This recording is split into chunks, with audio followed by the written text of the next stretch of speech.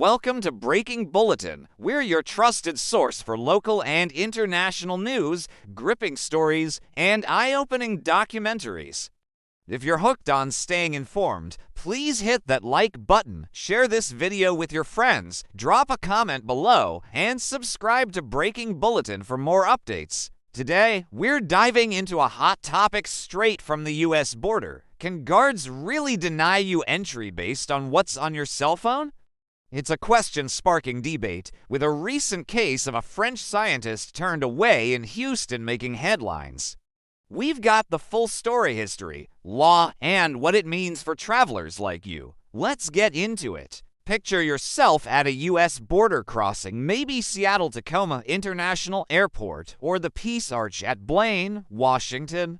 You've got your passport, your bags, and a plan, maybe a conference, a vacation, or a family visit.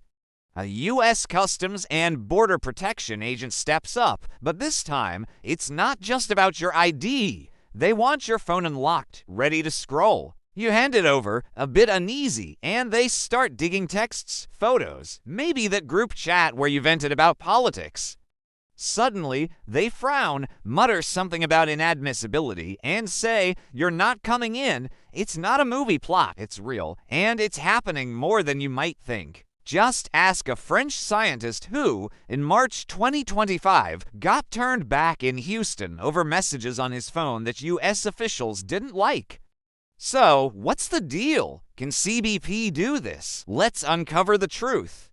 Here's the starting point. CBP has sweeping powers at the border, always has. On March 31, 2025, CTV News spotlighted this, quoting Vancouver-based immigration lawyer Cindy Switzer, who works both sides of the Canada-US line. CBP has the authority to search the devices of anybody traveling across the border, including U.S. citizens and definitely Canadians. That's not a new trick, it's been in their playbook for centuries. But what's shifting, especially since Donald Trump returned to the White House in January 2025, is what they're hunting for. Historically, it was about catching smugglers or criminals, think drugs hidden in suitcases or illegal files on a laptop. Now, it's getting personal. That French scientist, French Higher Education Minister Philippe Baptiste, told AFP his phone had chats with friends and colleagues slamming Trump's research policies. CBP flagged them as hateful, and he was out. It's a sign the border's becoming a political filter, and it's got people talking. Let's rewind to where this all began way back to America's infancy. In 1789, the first U.S. Congress passed the Customs Service Act, giving officers the right to search ships and cargo crossing borders, no warrants needed. Why?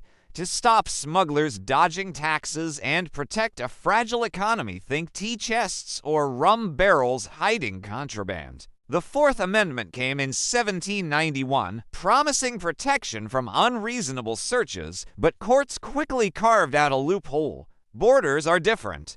In 1886, the Supreme Court's Boyd v. United States case hinted at privacy limits, but by 1925, Carroll v. United States locked it in. Border searches don't need the same rules. Jump to 1977. United States v. Ramsey let CBP open international mail if they suspected trouble. No warrant required. That set the stage. By 1986, United States v. Montoya de Hernandez allowed agents to hold a woman for 16 hours over suspected drug smuggling. Privacy bowed to security, and the border exception grew teeth. Now, fast forward to the tech era. Cell phones didn't hit the scene until the 1990s. Motorola's brick phones. Anyone. But by the early 2000s, CBP started eyeing them. The 911 attacks in 2001 changed everything. The Patriot Act, signed that October, supercharged border powers. Terrorism became the rallying cry. By 2009, CBP rolled out its first formal policy on electronic searches. Agents could peek at phones, laptops, anything, no suspicion needed, to check if you're admissible or up to no good. Numbers tell a story. Back in 2015, they searched 4,440 for devices per a 2017 New York Times report, a tiny 0.001% of 383 million travelers.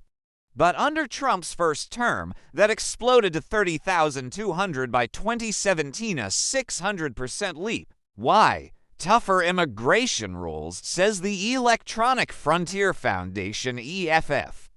Flash to 2025 Trump's back, and X-Posts plus CTV News hint at another surge tied to his hardline border stance.